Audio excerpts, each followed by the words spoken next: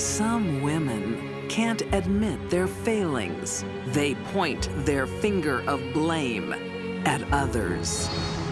A green-eyed monster takes lethal revenge. This is now taken to a new level. She's got a weapon in her hand. A quest to give birth delivers death. No one's caught her. She doesn't think anyone ever will. And an unfit mom dispenses cruel injustice. This was her revenge, and that was all that mattered. These deadly women think they're the victims because they play the blame game. Jealousy is a very powerful human emotion. Her jealousy took on a life of its own. She let the monster out. Stop it! And there was no putting it back.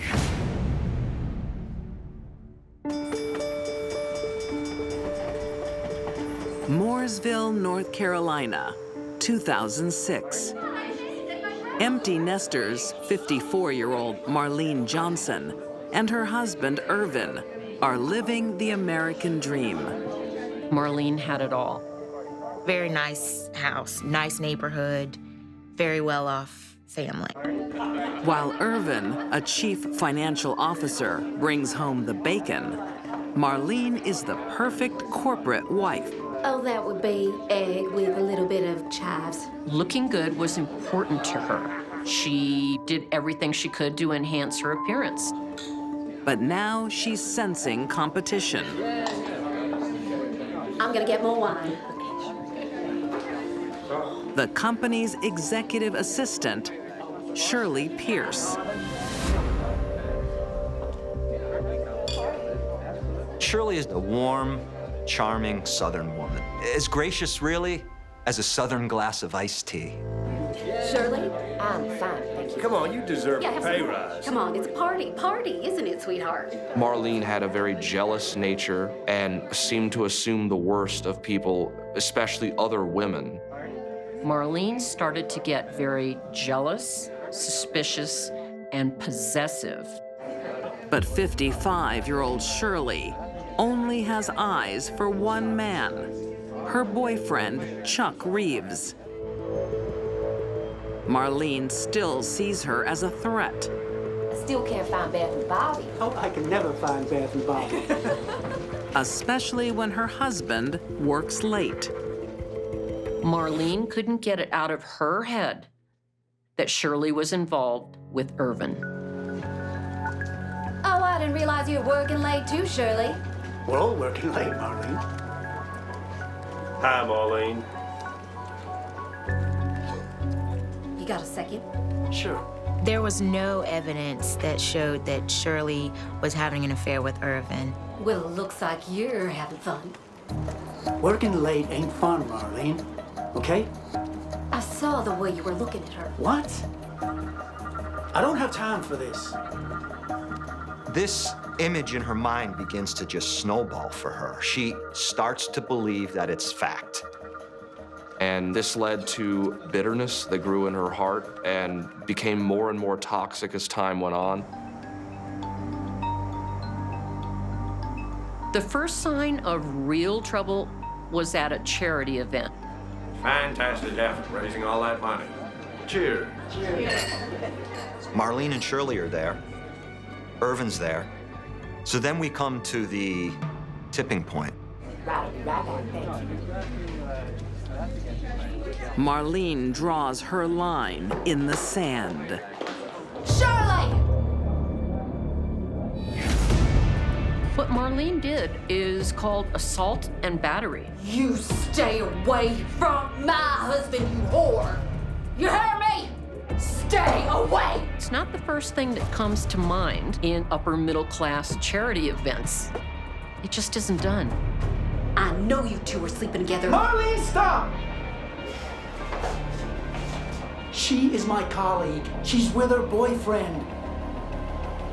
Liar!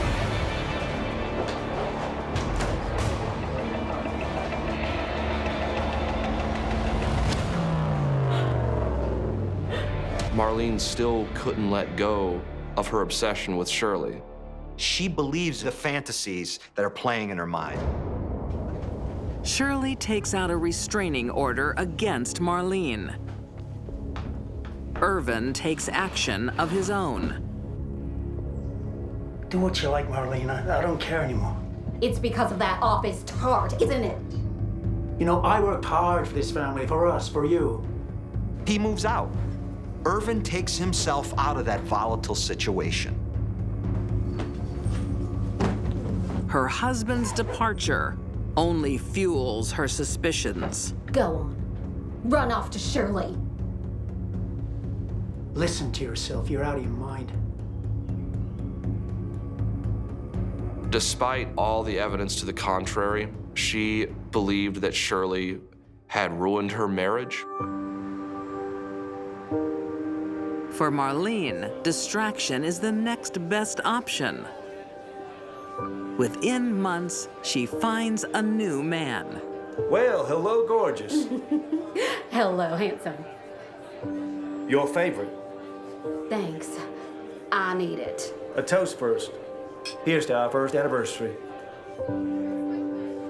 Marlene and Tim met online, actually. Shirley had a fiance, Marlene had a boyfriend. She's moving on. But appearances can be deceiving. Marlene can't handle it. She can't handle her own demon. Marlene's animal came out.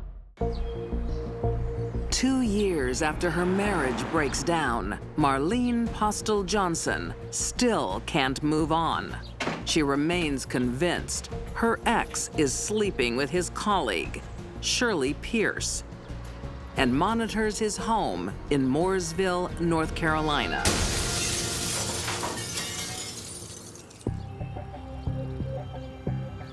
Marlene's obsession was so profoundly out of control.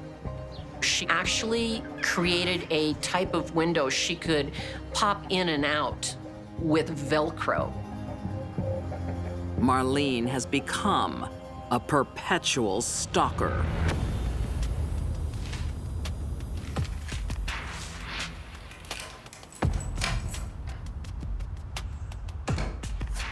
But it's not her husband she wants to catch. It's his office colleague. Where is she? Marlene! I know she's been here. Marlene, stop! This is now taken to a new level. She's got a weapon in her hand. Yeah, police. Give me the police. Liar! She is a perfect example of why jealousy is so toxic. Irvin escapes and takes out a restraining order.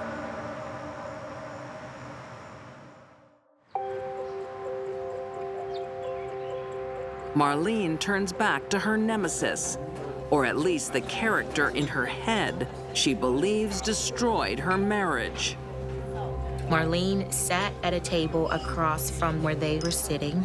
Cheers to Friday. Marlene was cunning. I believe that she was very calculating and very volatile. Thank you. That woman is here. We should go. I don't want any trouble. No, don't go. Don't go.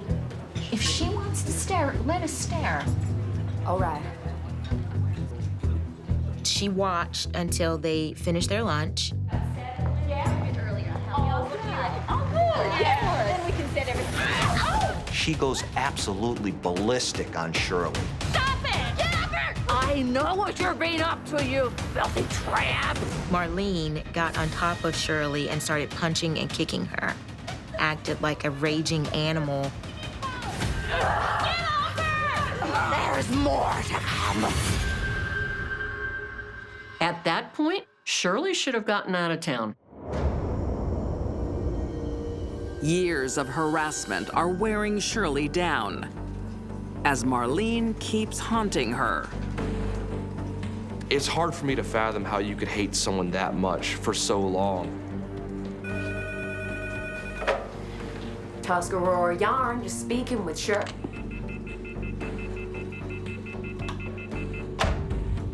she had gotten a number of hang-up phone calls that she believed was Marlene. Then, on the morning of July 23rd, 2013, the vendetta ends. Shirley hadn't done anything. She's in her own home. This woman attacks her. Marlene, no, no! I cannot even imagine what Shirley was thinking, other than she was going to die.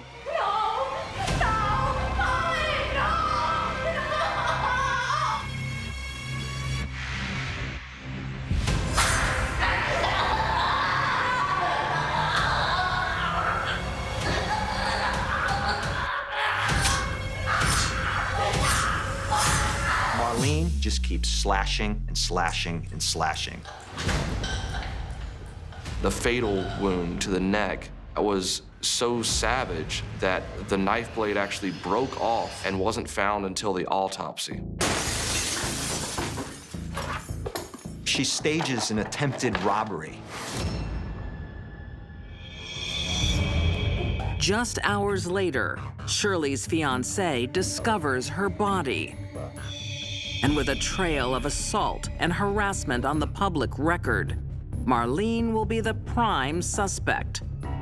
Another killer may have gone into hiding. Not this one. Marlene became a suspect almost immediately. At the crime scene, Marlene's DNA is found on blood-spattered paper towels. Just one day after Shirley's murder, Marlene is arrested. It doesn't take Columbo to solve this. And there's only one suspect in this murder. And that's Marlene.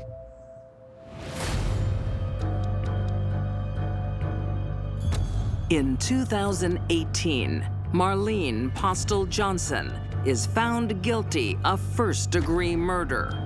She is sentenced to life with no chance of parole. Jealousy can destroy a person. An obsession can take over your life. It didn't matter that Shirley was not a rival. She let the monster out, and there was no putting it back.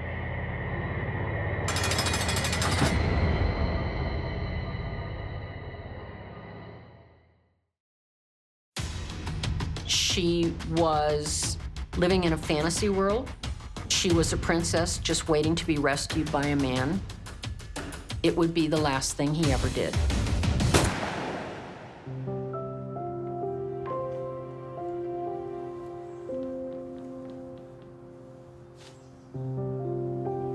Mom, when can I have a baby? Not for a long time. Estibaliz Carranza seems destined for one passion in life, motherhood. There'll be plenty of time for that. First, you have to study real hard, get a career.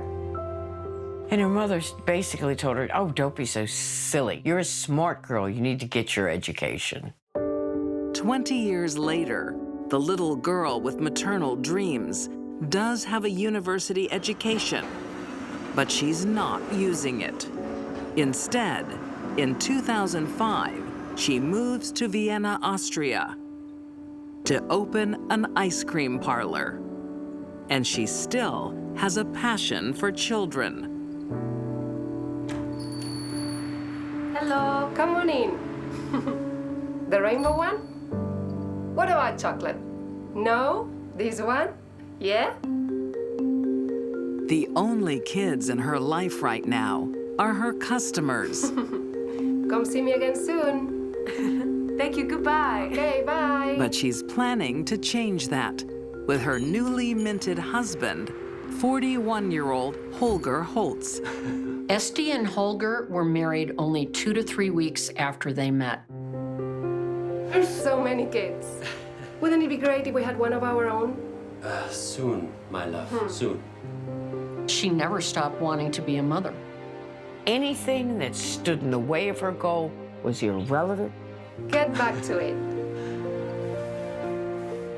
But with Holger, Esti has some competition. He's a devotee of Hare Krishna. And base human desires are less of a priority. He was getting more and more into Hare Krishna. He was going to services and meetings every week. The would-be mom pulls out all the stops. She tried everything. She wore stiletto heels. She wore short, tight skirts, a push-up bra, anything to try to turn him on to get him down to business. What's all this? I thought we could spend the night in, just the two of us. I have a meeting at the temple tonight. You've always got a meeting. How will we ever start a family? We will. When? Soon. I got to get changed. He showed no interest whatsoever. It dawned on Esti that perhaps she'd married the wrong guy. An attractive woman in Vienna has little trouble finding a new mate. Soon, Esti starts an affair with refrigerator salesman Manfred Hinterberger.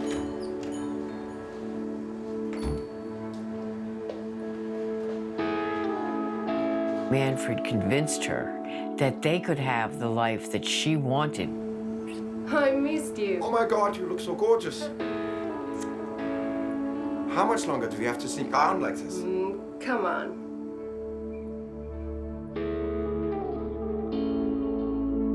Esti dreamed of marrying Manfred after the divorce and starting a family. While Esti and Holger head toward divorce, the estranged couple share the same roof until her new wedding. So here are two people with all sorts of animosity towards each other, living in the same house. But whatever tension the exes have, it should soon be relieved by Manfred's vows. But that didn't go the way she wanted either. He left her. Left her for another woman, moved out of town, and he was gone. If Esti is expecting sympathy, she doesn't get it. Looks like you're going to be lonely and childless. He said the cruelest things possible, that she was never going to find a man to love her and have a family. She snapped. She walked over to the table, picked up his Beretta .22 caliber pistol, held the gun about 4 to 8 inches from the back of his head,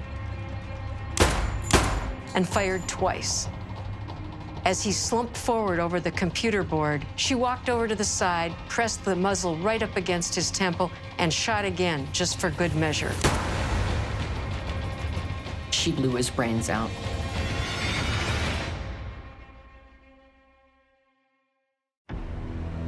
Vienna, April 27th, 2008.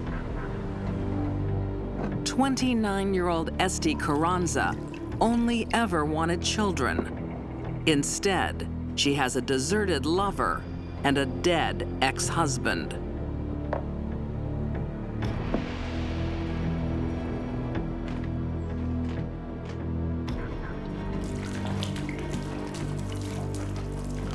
She thinks schnapps and a match can solve one problem. She thought he'd completely disintegrate.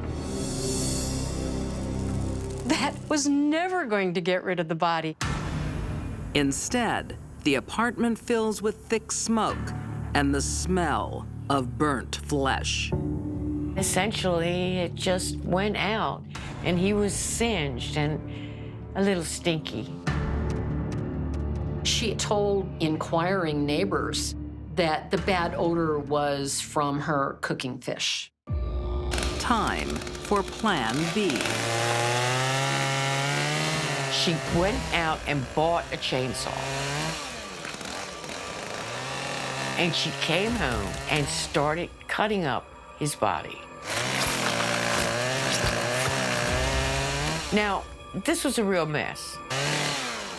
She'd have to take frequent breaks because she would become so overwhelmed by the horror of it, the grotesqueness of the sight. She cut him up into fairly neat pieces. And she put him in all these little garbage bags. She disguises the remains as ice cream.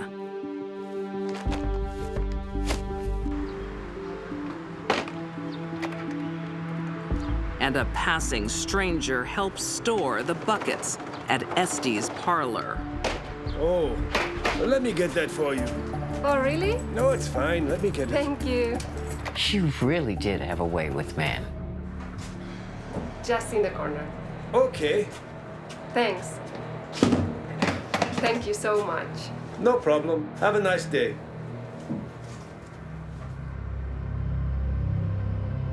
Esti adds cement to stop decomposition.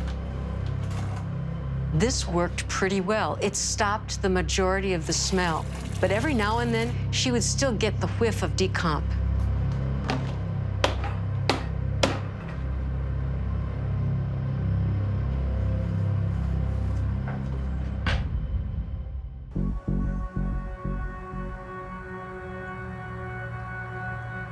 No one's caught her. She doesn't think anyone ever will. So she set out on her main objective: find another man to father a child. And she doesn't need to look far. Sorry, we're closed. Manfred returned, and he begged her to take him in. I made a mistake. I'm sorry, and I love you.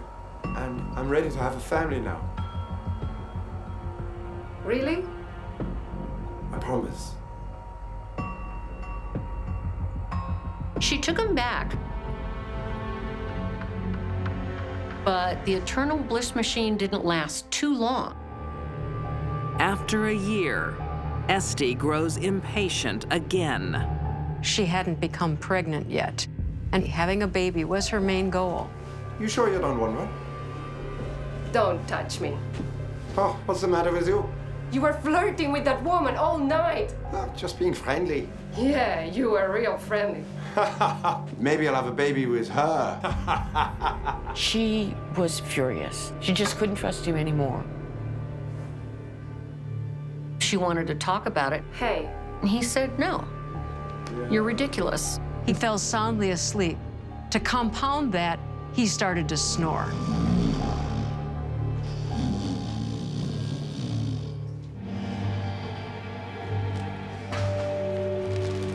Esti's solution to a problem with a guy was that he die. She pulled out the .22 caliber handgun and shot him 4 times in the head. That stopped the snoring.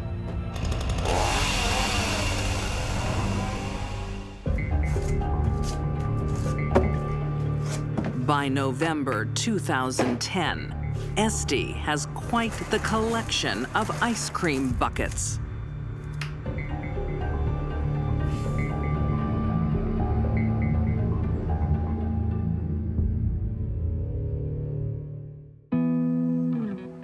Undetected, the would-be mom once again looks for father material. Until a plumbing problem invites repairmen into her parlor storeroom. They went down there and they smelled something nasty. These gentlemen looked at this and said, something's wrong here.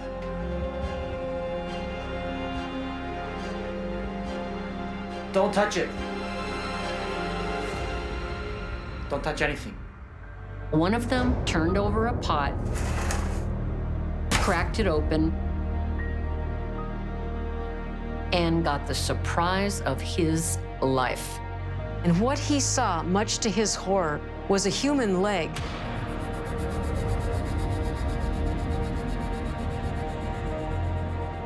Esti figured out she was probably in quite a bit of trouble and took off. She flees to Italy, one step ahead of the law. Get off me! But not for long. Esti! She was found 2 days later in Italy, shacked up with a street minstrel. There will be one final twist.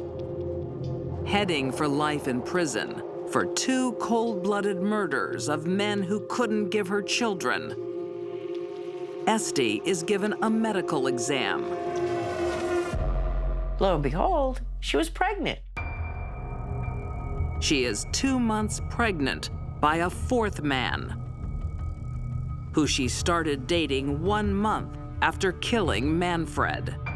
But in the end, her pregnancy doesn't deliver what she wanted. Esti had her baby, but she was never allowed to raise it. After Esti gives birth, the authorities take her baby son. Her parents are raising him in Spain. What really stands out about Esti is the unbelievable disregard she had for human life. In 2012, Esti Carranza pleads guilty to 2 counts of murder. She is sentenced to life in a maximum security psychiatric prison. Esti is exactly where she needs to be, away from all the other men in the world.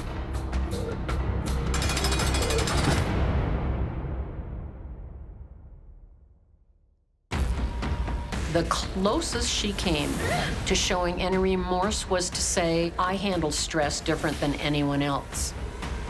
Actually, a lot of people have problems with stress, and they don't commit mass murder. Bar City, Vermont, 2015. Things are looking up for single mom Jodie Herring Oh, wow. How's the family portrait going? and her 9-year-old daughter. Sweetie, I'm so very lucky to have you. Jodie is a very devoted mother. I'm just gonna put this over here. A string of bad relationships seems to have come to an end. She would gravitate towards guys that she knew were wrong for her, but that she would stick with anyway. It just seemed to be a running theme. But now Jodie's found Mr. Right, sports shooter Henry Premont. You'd be such a good shot. Yeah, you'd better not get on my wrong side. Henry would take Jodie shooting, and he said that she was an amazing shot. She was a natural. I should get you your own. Yeah, heck yeah. Thanks, babe. You want a beer? At this hour. It's never too early for a drink. You're a ton of fun. Oh, yeah. Her new boyfriend invited her to move in. All right, whose goes it yours? Go. Go. Roll away. Best of all, her daughter loves him too. Right, my turn. Whoa. But someone else moves in. Jodie's good friend, the bottle. I need to top up. Jodie used alcohol and opiates to make herself feel better. She suffered from depression and severe anxiety. Come on, babe. Dance with me. Let's go to bed. Come on. I think you've had enough. Jodie's addictions have already cost her dearly. She already had 2 children taken away, and there was a possibility of having a 3rd taken away. The state didn't feel that she was capable of taking care of these children. Hey, hon, let me get you back to bed. Court systems don't take children away from their mothers unless there is a very, very compelling reason. In Jodie's case, there was.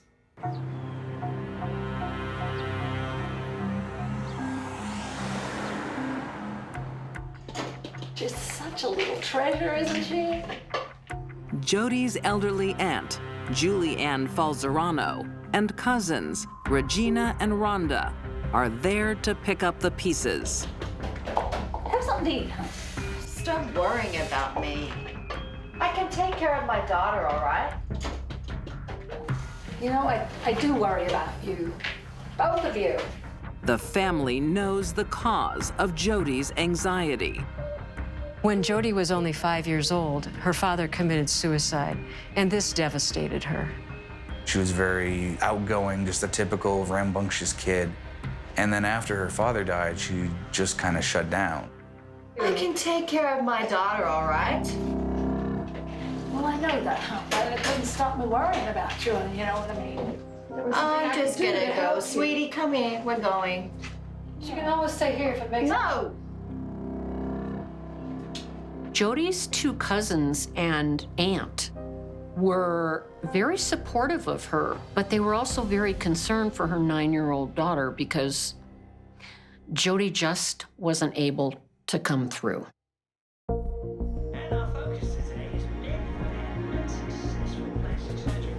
Jodie. Jodie, Hey, babe. we need to talk. Before long, Henry realizes what Jodie's family already knows. Hey, hon, go get your bag ready for school. Her drinking got so bad to the point that he essentially just kicked her out and said, I can't deal with you like this anymore. Had it, Jodie. Can't do this anymore. Let it go. Jodie couldn't hold a job, she couldn't hold a man, and she couldn't hold her kids. You need help. More than I can give you. Damn you! Sorry. Her life was a mess.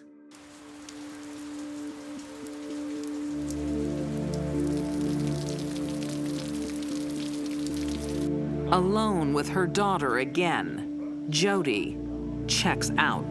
Jodie tried to commit suicide by overdosing on medication. Hi, it's Rhonda Herring. I'd like to request a welfare check.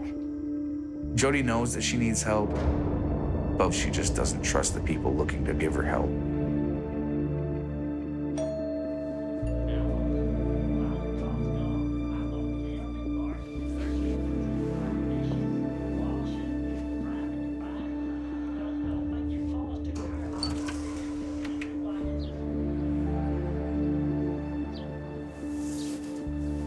Hi, sweetie.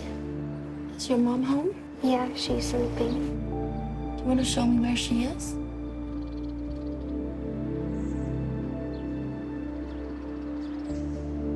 The paramedics ended up finding her essentially passed out in a room full of candles and pill bottles.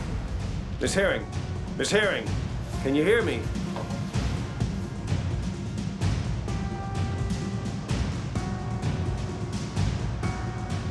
For authorities, it's the last straw.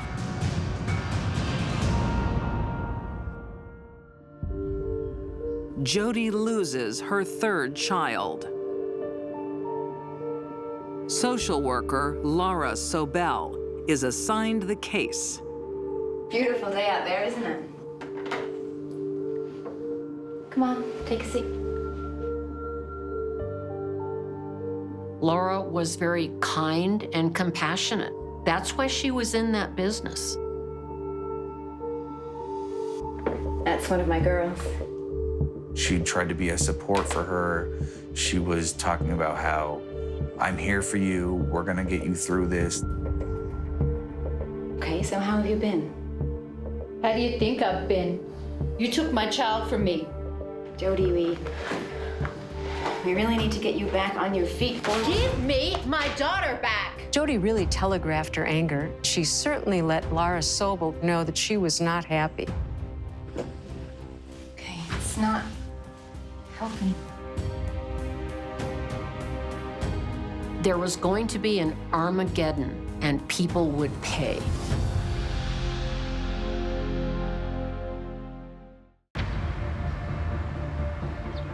Bar City, Vermont, 2015.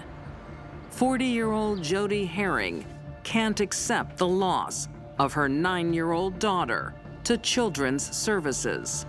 She lost custody of her child, the last positive thing in her life. To have that taken away, she had nothing. She really had nothing else in life. Pick up! Pick up! Her aunts and her cousins are the ones that notified emergency services, but Jodie wasn't thankful they saved her life. She was angry at them. Hi, you've reached Rhonda, Regina, and Julianne. Please leave a message and we'll call you right back. You're all traitors, all of you! She believed they triggered the DCF investigation into her daughter. I'm gonna make you regret this! Jodie, please, we care about...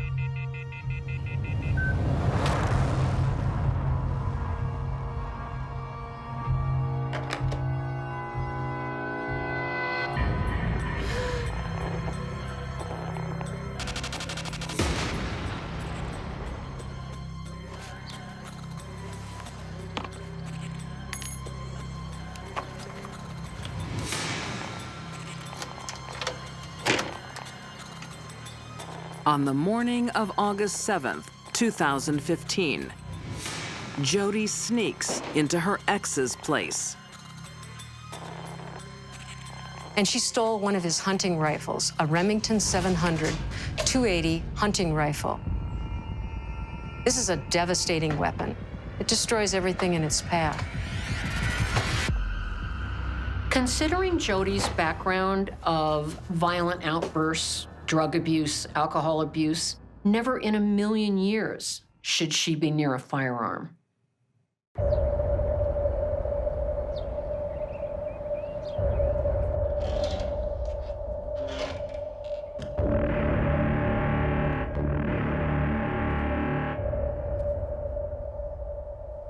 Rhonda! Regina! Julianne! We need to talk!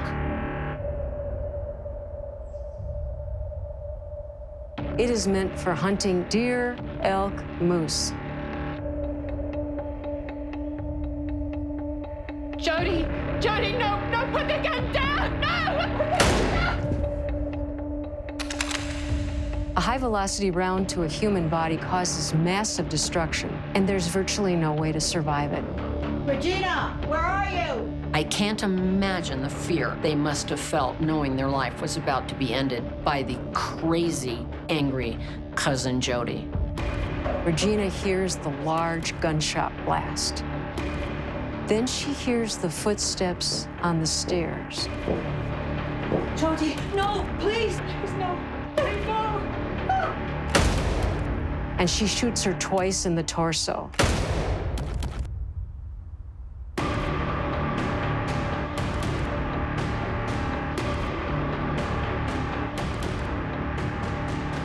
Aunt Julianne lies helpless in her sickbed. Jodie, no, no! This is for taking my kids away! No, Jodie, please. Jodie, please! She got her right in the chest. She was on a manic high. She's actually giddy because she's finally gotten some satisfaction. But taking 3 lives isn't enough. Laura Sobel has just finished work at her Bar City office. Laura was on the phone with her 9-year-old at the time, and her child was asking her, when are you gonna come home? When Laura looked up and saw Jodie pointing a high-powered rifle at her, she must have been terrified, particularly since she was talking to her own daughter. You ruined my life! Jodie, you deserve this! For the rest of that little girl's life, she has to deal with the fact that she heard her mother being murdered. Jodie walks up and fires one more time. You had it coming.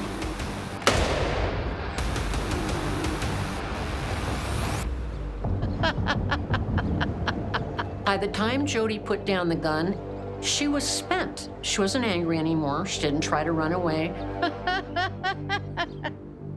Her job was done. She was laughing with police. She was joking around. Almost seemed like it was a relief for her to finally do what she was trying to do. In 2017, Jodie Herring pleads guilty to 1 count of first-degree murder and 3 counts of second-degree murder. Her punishment, life behind bars, no chance of parole. She had no remorse. She got what she wanted. In her deranged state, this was her revenge, and that was all that mattered. Jodie's troubled life may have started with her father's suicide, but many people tried to help her. Instead of thanking them, Jodie blamed them and repaid their kindness with murder. Jodie has never taken responsibility for what she did. The closest she came to showing any remorse was to say, I wish I could take back that day, but I can't. I handle stress different than anyone else. Actually, a lot of people have problems with stress and depression, and they don't commit mass murder.